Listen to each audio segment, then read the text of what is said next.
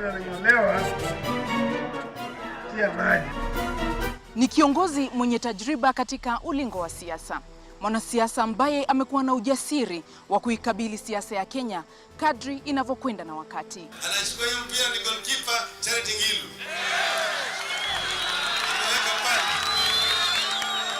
Amepiga mpira hiyo kwa mbele, kule mpira umepata Uhuru Kenyatta. Mpira. Anakaribia na Ruto lakini ameshika Ruto. Amempatia Mudavadi. Mudavadi anaenda na mpira. Mudavadi amecheka tena, amepatia Kalonzo Musyoka na mpira, Kalonzo Musyoka anapiga Kalonzo, amepatia Raila na mpira. Lakini kama wasemavyo Waswahili, hakuna mchele unaokosa dume.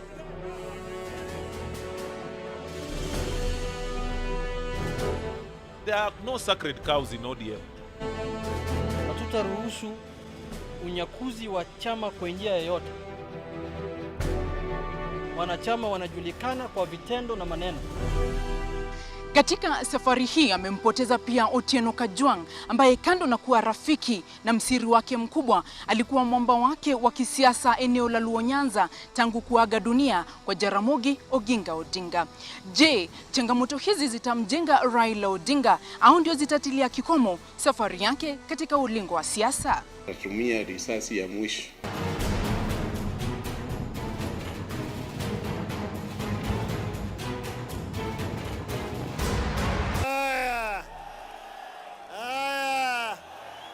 Ukakamavu wake wa kisiasa unahusishwa na babake Jaramogi Oginga Odinga, ambaye alitajwa kuwa simba wa kisiasa wa Luo Nyanza.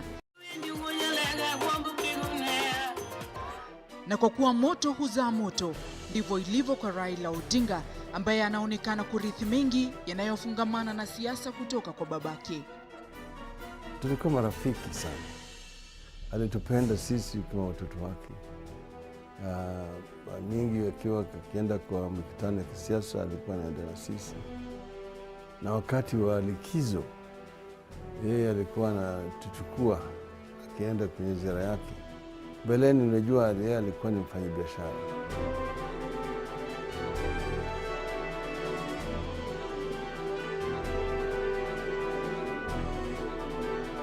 Alizaliwa katika boma la Mary Juma Odinga na Jaramogi Ajuma Oginga Odinga mwaka 1945.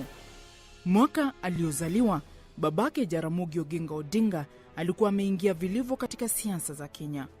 Jaramogi alijiunga na chama cha Kenya African Union KAU miaka mitatu baada ya Raila Odinga kuzaliwa.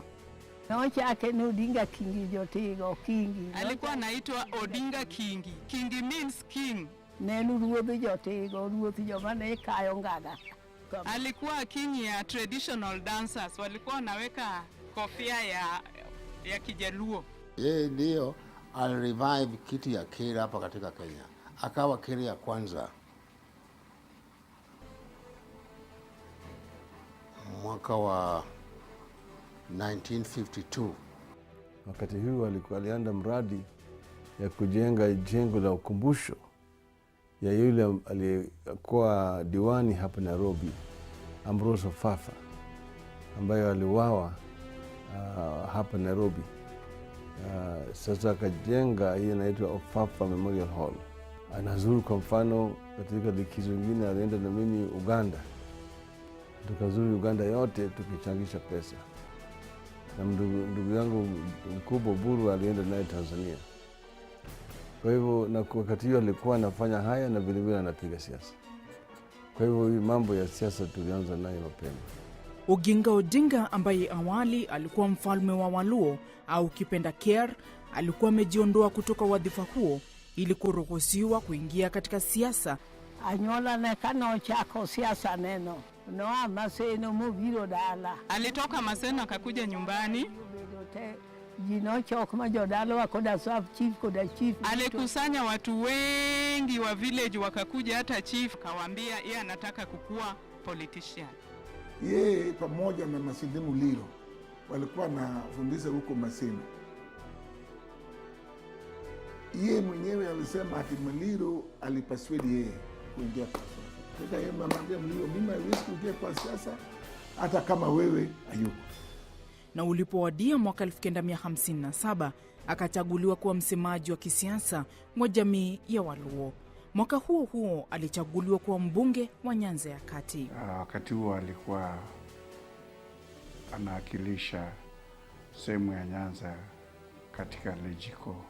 Alipochaguliwa amekuwa na matata mengi sana na wale wengine, kwa sababu wengine waliochaguliwa walikuwa nusu watu waliokuwa wanataka wasikizane na Wasungu nusu na Wahindi nusu, lakini Odinga alikuwa anataka Africa for the Africans. Ni vigumu kuthibitisha iwapo huo ndio ulikuwa ubatizo wa Raila Odinga katika siasa, lakini wapo wanaoamini kuwa ilikuwa sadfa kwamba alizaliwa wakati ambapo babake alikuwa akijikita katika siasa. Jaramogi au mama yangu hawakuwa anataka mtoto huyu afanye hii au hii. Jaramogi aliwachia kila mtu huru yake. Kinyathi ngeni kona eno gimawuon timo, kingeni nyathi kaonge kitu wuon. Unajua mtoto huwa anafuata baba. Kama mtoto kijana akiona baba anapenda hii, hata yeye atashika vitu baba anapenda. Sasa hivyo ndiye alianza. Kono yero nyitinde gonge masiasa maneno mnakume nene. Sio yeye aliwachagua, watoto waliona tu vile baba anafanya wakapenda.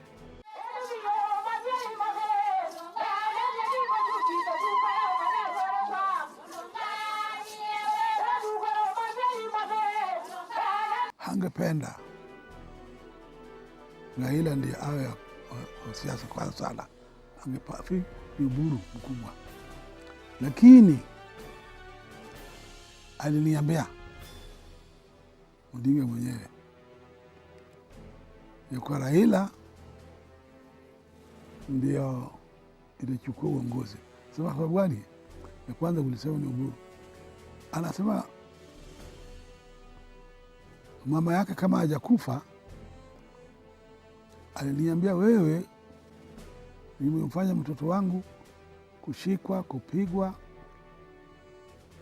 Sasa mimi naenda kufa na yeye is in exile kwa sababu ya siasa yako. Kwa hivyo yeye ndio utampa yeye. Odinga aliniambia. So I had to tell people that Odinga wanted Raila to take over. Siasa imekuja peke yake. Manake nilianza siasa nikiwa mdogo, nikiwa mwanafunzi katika chuo kikuu. Ni familia iliyoenziwa na bado inaenziwa sana na jamii ya Waluo. Wengi wakisema ni kutokana na mchango na kujitolea kwa Jaramogi Oginga Odinga katika kufaidi jamii ya Waluo.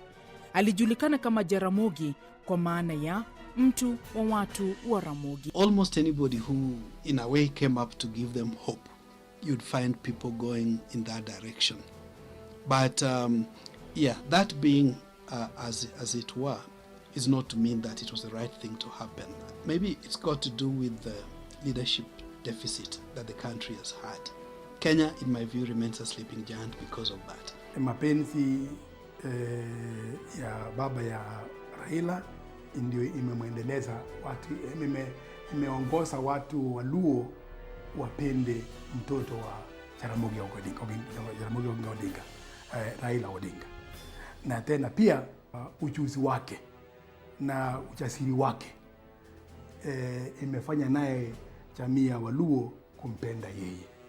Sawa na babake ambaye alikuza sana biashara, alipomaliza masomo mwaka 1971, Raila Odinga ambaye alikuwa mhadhiri katika chuo kikuu cha Nairobi tangu alipowasili nchini kutoka nchini Ujerumani, aliingilia sekta ya biashara na kufungua kiwanda cha kutengeneza mitungi ya gesi.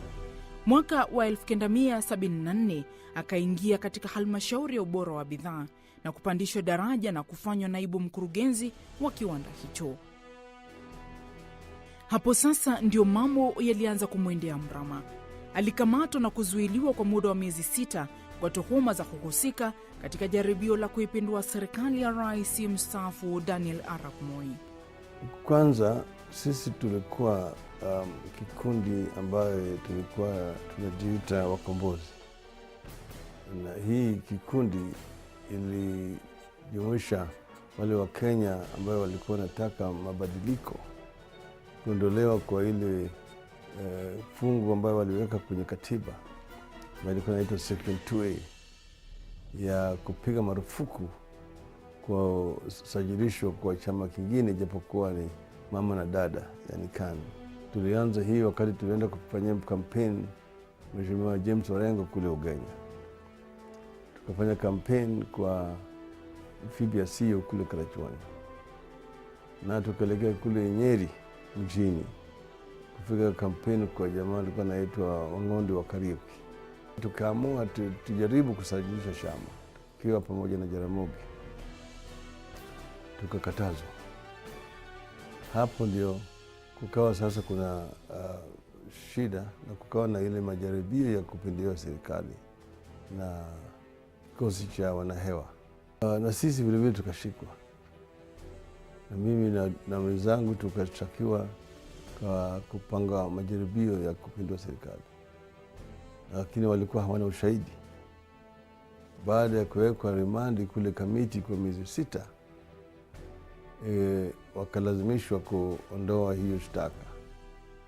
Kwa hivyo nataka ijulikane ya kwamba serikali yenyewe ili withdraw hiyo shtaka na ikaweka inaitwa kimombo nolle prosequi. Lakini baadaye tukashikwa hapo mahakamani na tukapelekwa gerezani sasa kama detainees. Tukazuiwa kisiasa. Nikauliza miaka 6 huko gerezani. Mamake alifariki akiwa bado kizuizini mwaka 1984 na ilichukua maafisa wa magereza miezi 3 kumjulisha kuhusu kifo cha mamake. Wakati mama alipoaga, ndugu wangu mkubwa Dr. Oburu alinitumia mimi telegram kuniarifu ati mama ameondoka. Akauliza serikali iniruhusu niweze kwenda kuzika mama yangu. Hiyo telegram ilichukua miezi 3 kabla hawajanipatia. Walipokuwa wananiletea mimi hiyo telegram, jamaa alikuwa ananiangalia kimacho ikiwa kama ningekuwa ni mtu mwingine amenigusia, lakini mimi nikajifanya mimi ni hasira zaidi. Alisalia gerezani hadi Februari mwaka 1988, lakini akajipata tena gerezani miezi 7 baadaye kwa tuhuma za kujihusisha na wanaharakati waliokuwa wakipigania mageuzi na mfumo wa vyama vingi. Torture chambers ambazo zimejengwa kuweka watu huko ndani. Mimi nimekuwa huko Nyayo House, nimekaa huko usiku 10 nikipigwa, nikiwekwa kwa maji na yale yote.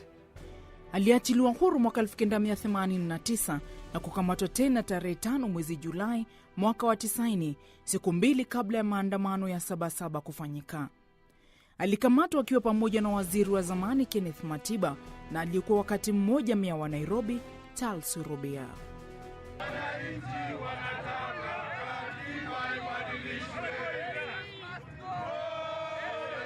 Japo serikali ilidhania kwa kuwazuilia watatu hao maandamano ya 77 yangesitishwa,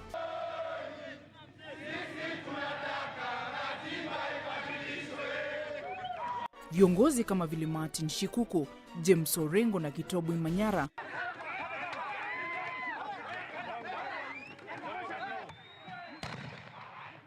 waliongoza maandamano ambapo watu zaidi ya 100 walifariki.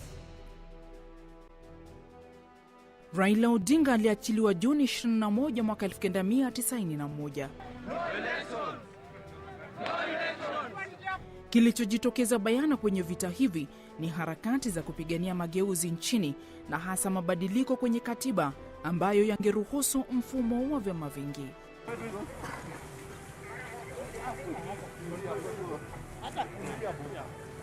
When you're in a struggle, you cannot say that I'm going to win within 6 months or within a year. The struggle means that you remain in the struggle until you succeed.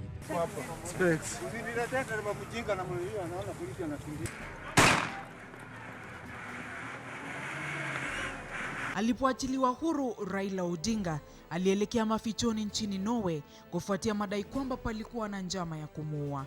Hii ilikuwa baada ya kuwekwa ndani mara ya 3. Na wakati huo ndio rafiki yangu Marekani ambaye alikuwa anafanya kazi ya ujasusi alikuja akaniambia ati hao jamaa wana mpango mbaya. Niliondolewa hapa kisiri na mimi nikatoka mpaka nikaenda mpaka Kampala.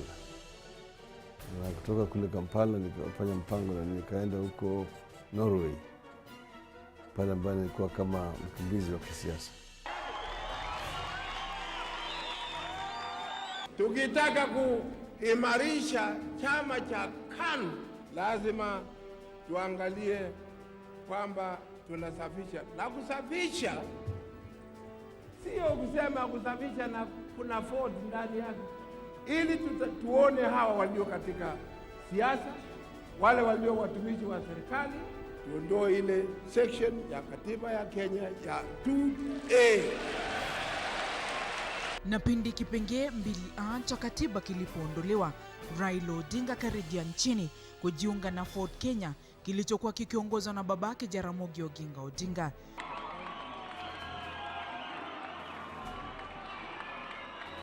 Ford Kenya kilijitenga na Ford asili ambacho kilibaki kuongozwa na Kenneth Matiba. Kilichosambaratisha chama hiki ilikuwa ni tofauti baina ya Matiba na Oginga Odinga kuhusu taratibu za kumchagua mgombezi wa urais.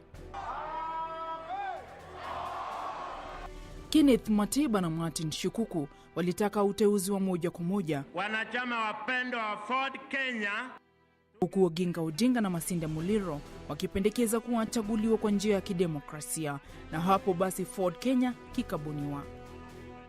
I want you to think very deeply and also to know anything which is given to you at the moment is nothing. Put on your ukanda. Funga sawa sawa. Sasa tutakuwa na rais mpya, Kenneth Matiba. Sisi kama Young Turks, tulikuwa naitwa Young Turks. Tulikuwa 5. Paul Mwite, Anyang' Nyong'o, James Orengo, Joe Ager na mimi. Wa 6 mwingine alikuwa ni Jaramogi. Yeye ndiye tulikuwa tunasema yeye ndio alikuwa ni the oldest of the Young Turks. Tulikuwa atuangalie ukabila yetu. Wewe unatoka kabila hii au kabila hii. Sisi tulikuwa tunapigania kama wazalendo wa Kenya. Baadaye tukaleta wazee pamoja. Na mpaka tukapigania mpaka section 2 ikaondolewa. Wakati tangazo linaondolewa, kikundi kikajitokeza inaitwa Friends of Ford. Friends of Ford. Ni marafiki ya Ford. Hawa ni walikuwa ni viongozi walikuwa ndani ya KANU kwa miaka hizo zote. Lakini sasa walikuwa wanaona kama kuna hizi mawimbi inakuja yenye nguvu. Wakaanza kujitoa kule kuja pande hii. Wakati huo hata DP vile iliundwa na wale ambao walikuwa wamesema ati viongozi ambao wanapigania mageuzi kama yule mtu ambaye anajaribu kukata mti wa mgumu na wembe. Lakini sasa wao vile wakaondoka kule wakaanza chama chao. Hawa ndio walileta siasa duni ya ukabila ndani ya Ford.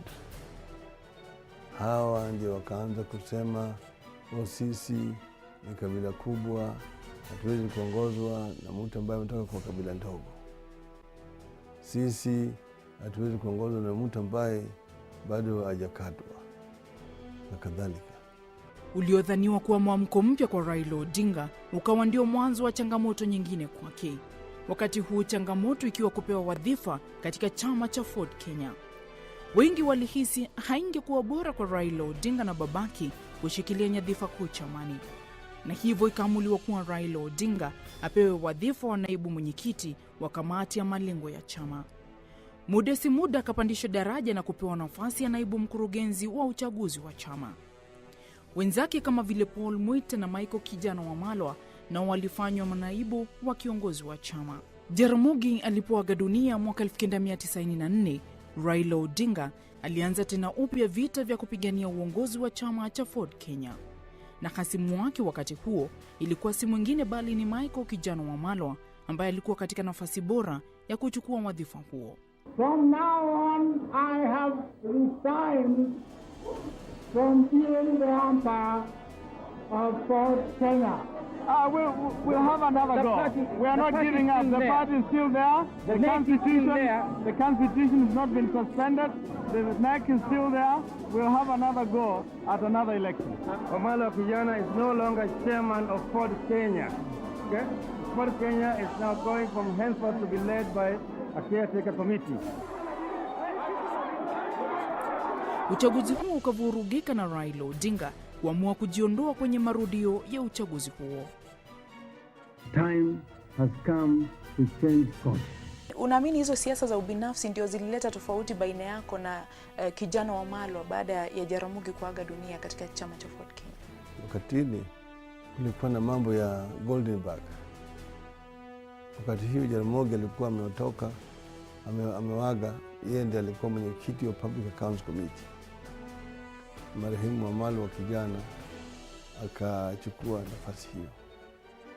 Na tulikuja tukatofautiana juu ya mambo ya Goldenberg, ya kamati kupendekeza hata Bwana Patni alipwe pesa zaidi.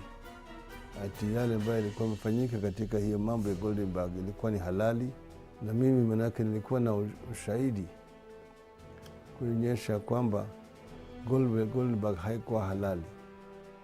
Na mimi nikatofautiana na kamati hiyo ya Public Accounts Committee.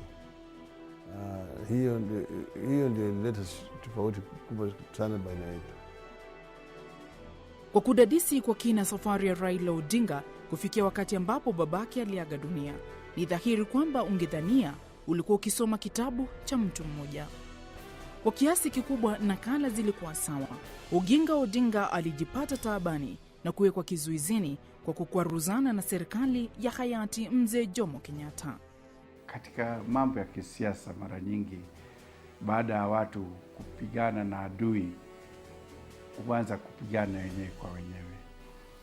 Jaramogi alikuwa anataka mali ya wazungu. Mzungu akienda, mali za mashamba yao igawiwe watu wale ambao mashamba yao yalichukuliwa. Kwa sababu ndio ilikuwa kiini cha msosano.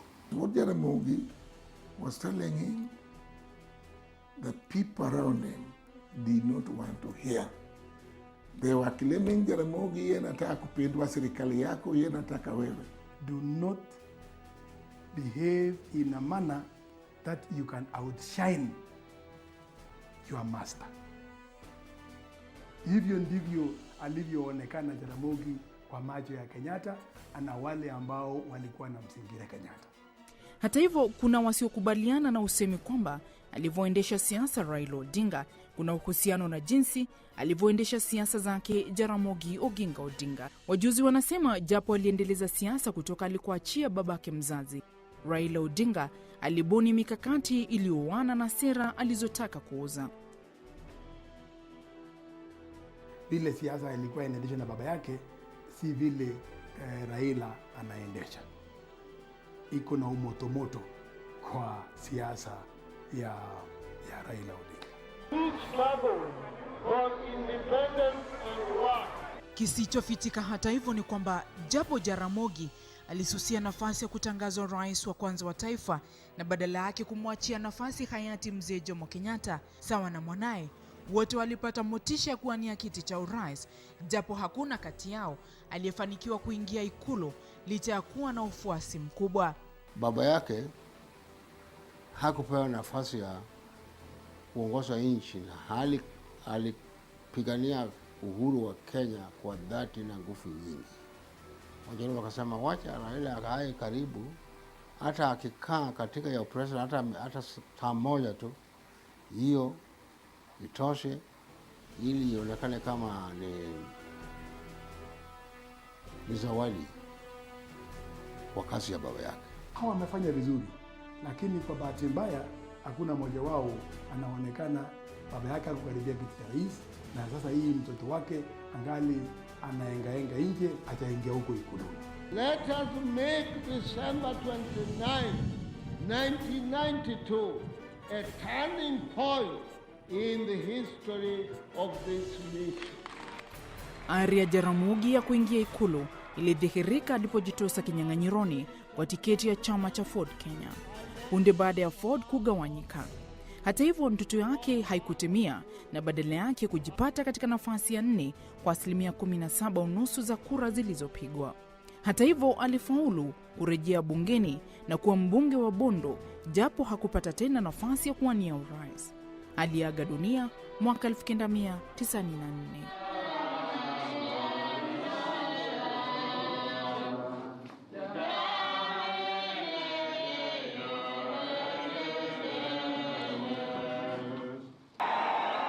Yapata mwaka mmoja hivi baada ya Jaramogi kuaga dunia, Raila Odinga akafungua ukurasa mpya katika ulingo wa siasa.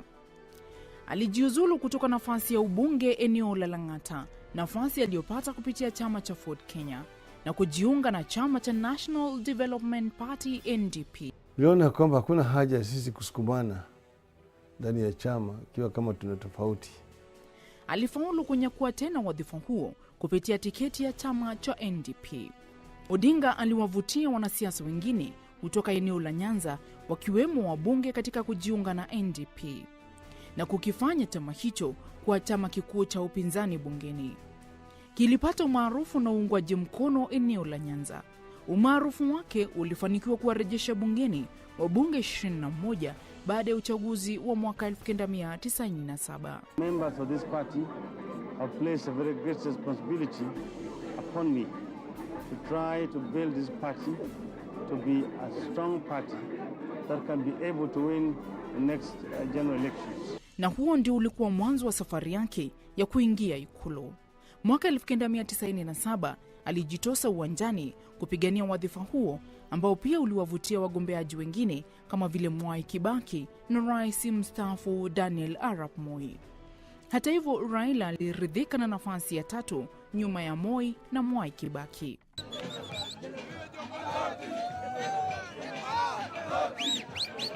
Kuanzia hapo akaanza kutupia macho KANU, na mwaka 2001 akaelekeza wafuasi wake wa NDP katika chama cha baba na mama KANU, chini ya nembo maarufu ya jogoo. Chama cha NDP kimeshajidissolve. Tutaishusha bendera ya NDP.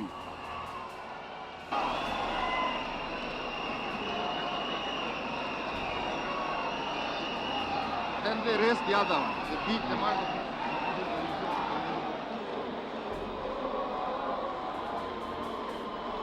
The merger of KANU, a party of government since independence, with the NDP, a proactive and pragmatic party of opposition, presents us with an opportunity to serve Kenyans better.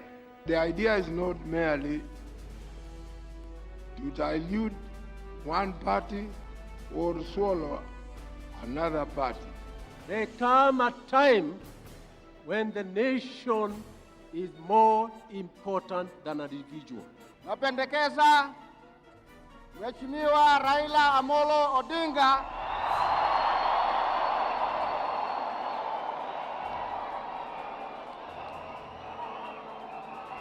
awe katibu mkuu. Hatua aliyoichukua ikampa nafasi ya katibu mkuu wa chama na pia waziri wa kawi chini ya serikali ya Moi. Mimi kwa mfano na wengine tukawa deputy. Moi alikuwa bado ni mwenyekiti, sisi tukawa pale deputies, Raila akakuja akawa secretary general. Kumbuka, katika vita vya kupigania mfumo wa vyama vingi alikuwa hasimu mkubwa wa utawala wa Moi. Lakini kwa kuwa hakuna maadui wa kudumu katika ulimwengu wa siasa, wakaamua kulisakata rumba la siasa kwa mahadhi ya taratibu. Moi baba wetu, ndiye taa Kenya.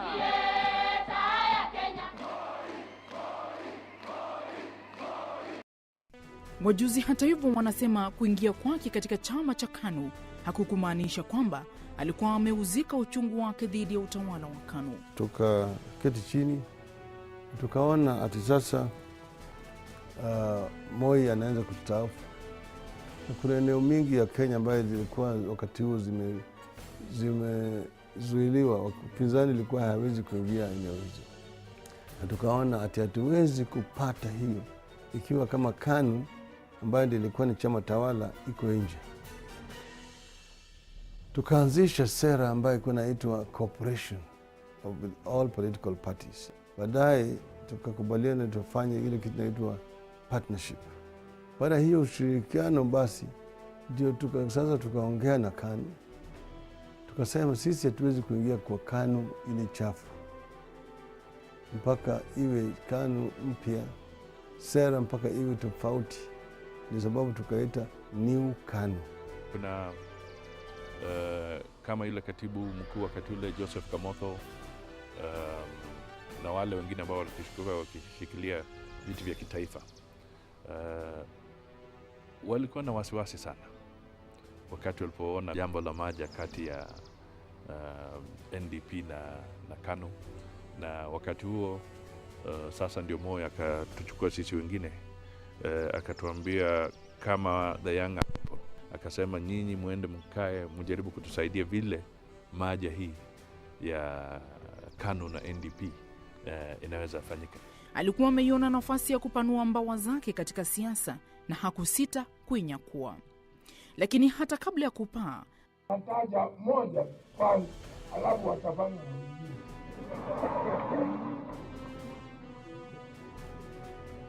Na huyu ni Uhuru Kenyatta. Mbawa hizi zikanyuma makali mwaka 2002 pale Moi alipomchagua Uhuru Kenyatta kuwa mrithi wake wa kisiasa. Tulipokuwa kule ndani, kukawa kuna mvurutano huko ndani, ile KANU ya mkongwe na New KANU. Kwa tukafika wakati ambao Moi mwenyewe anasema yeye ndiye anateua yule ambaye atakuwa candidate ya chama. Na nikamwambia kupana, kama tuliingia hapa na tulikubaliana, masharti ilikuwa ni kwamba chochote ambaye atachaguliwa mpaka apigwe kura na wanachama wa chama. Yeye akaenza mahali akatangaza tayari amechateua yule ambaye atamrithi. KANU basi ndio hiyo. KANU hiyo sasa mama na baba, Moi anakuja anasema anaona Uhuru ndio anatosha. Sasa pale tukapitana. Ya? Nikasema sasa imekuwa project haiwezekani sasa. Basi tukakosana, basi tukatoka. Na mimi kwanza nilikuwa nimetetea kiti changu. Sasa walikuwa naona hawa kwamba huyu Kalonzo sasa ana mafikira ya kuongoza nchi, wacha tumkate miguu. Kilichomghadhabisha Raila na wengine ni kwamba hawakudhani Uhuru Kenyatta alikuwa amekomaa kisiasa. Kila mtu ana haki ya kusema mimi nataka hii, mimi nataka hii. Sivyo? Lakini mwishowe ni wanachama wa KANU ambao tutapeleka Kasarani, na kule ndio wao wenyewe kwa kura ya kisiri wataamua ni nani ambaye atachukua tikiti ya chama chetu kuelekea nayo kwa uchaguzi. Hapo akakusanya tena virago vyake na ubavuni akawavutia Profesa George Saitoti, Kalonzo Musyoka, JJ Kamotho na Mudi Awori katika kukiasi chama hicho. Kulikuwa na watu 7 wote ambao walikuwa wanataka kuwania urais. Tukaketi chini tukasema ati mpaka lazima wengine wawache na hiyo mtu mmoja. Sasa kila mmoja akawa na ulafi ya kujaribu kuchukua. Mimi mwenyewe ni karibu niwe victim. Ndio mimi sijui kama Raila alikuwa pia ananipiga wakati ule, kwa sababu nilikuwa nikidhani yeye ni rafiki ya Mwau, John Aaron Mwau. Kwa nimuuliza, "Zumwambie huyu mtu yako awachane na mimi." Okay?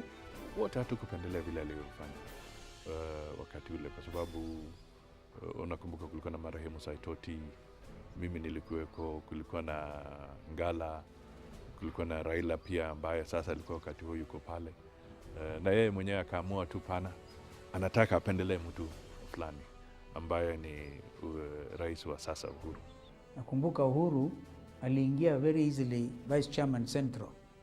Mudavadi alikuwa anamenyana na Cyrus Jirongo Western. Mpaka nakumbuka Jirongo akisema, "Huyu mjamaa amelia, nimemwachia hicho kiti." Katana Ngala akachaguliwa easily huko Coast. Mimi ngoja nipingwe. My friend Joe Nyaga kutoka Eastern anasimama. Mwau, nakumbuka Mwau anasimama. Wao hao wengine withdraw, mimi nabaki, tuende sasa Kasarani on the floor. Joe aliona mood akajiondoa, ikabaki mimi na Mwau. Mwau tunaenda kule, nikapata proposal, Mwau hakupata proposal. Alipata proposal no second. Basi nikachaguliwa tarehe 18 March 2002 as a vice chairman. June nimetangaza I'm running for president. Naye mzee Moi anaenda anasema Wakalenjin walitokea sijui Mlima Elgon, akatangaza candidate ya Uhuru kule. Nikabiti hiyo deadline yake. Basi kikaumana sasa. Rainbow. Mimi nikaanzisha rainbow, inchi ikawa rainbow. Kumbe na kina Kibaki na kina Charity Ngilu na Wamalwa nao kwa na NAK ambayo haina nguvu. Okay? Ilikuja ikawa energized na rainbow. Hapo wakawa wamejiunga na ligi mpya, ligi iliyojulikana kama Liberal Democratic Party LDP. Katika mchuano huu akawasajili wachezaji zaidi kutoka timu ya NAK ya Mwai Kibaki, na hapo ukabuniwa muungano maarufu wa NAK. We have negotiated, we have gone through very difficult process of negotiations. I know many of our friends may not have been happy with what we have been doing. We have been called names. We have been told that we will not get anywhere. But I want to say that those prophets of doom have now been proved wrong. Rainbow and NAK are today in the same democratic boat. Today, we are gathering to cement our unity ahead of victory. This is the ultimate solution to the removal of Moi from power and the casting to the bushes of his so-called project. This initiative was inspired by one burning desire by the Kenyans to see a united democratic front within the opposition that can rid this country of authoritarian rule and restore democracy to our motherland.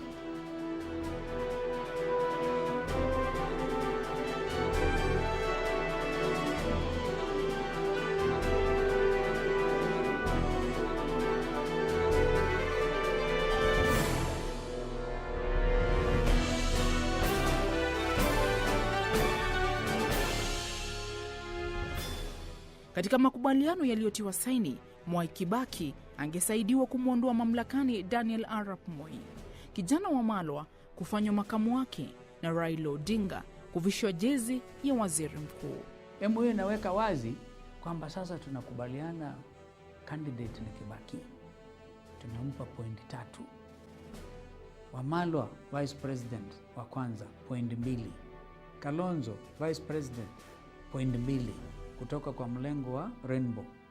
Naona Kibaki akatulilia sana, akatuambia alikuwa amepromise Wamalwa, afadhali sasa mimi nikubali Wamalwa haanze, lakini kwa sababu tutabandilisha katiba kwa miezi 3, basi tutakuwa na ile vice president mwingine. Raila prime minister point 2, right? First deputy prime minister George Saitoti, second deputy prime minister Charity Ngilu, third deputy prime minister Kipruto Arap Kiro. Unaona? Chief Coordinating Minister Uncle Mudi Awori. Hiyo ndio ilikuwa tumekubaliana.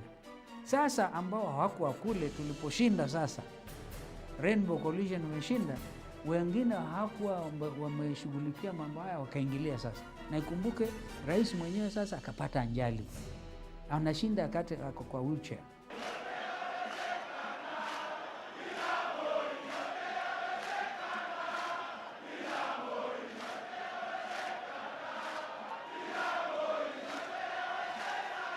Tulipoenda kule uwanjani hapo kwenye Uhuru Park, mimi nikatangaza ati Kibaki tosha.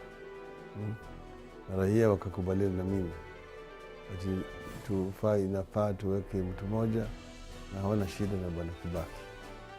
Na hiyo ndio yaka mwanzo, na tukaendelea na tukafanya campaign, ingawaje bwana Kibaki akapata ajali wakati wa campaign, lakini tukaendelea mpaka tukapata ushindi.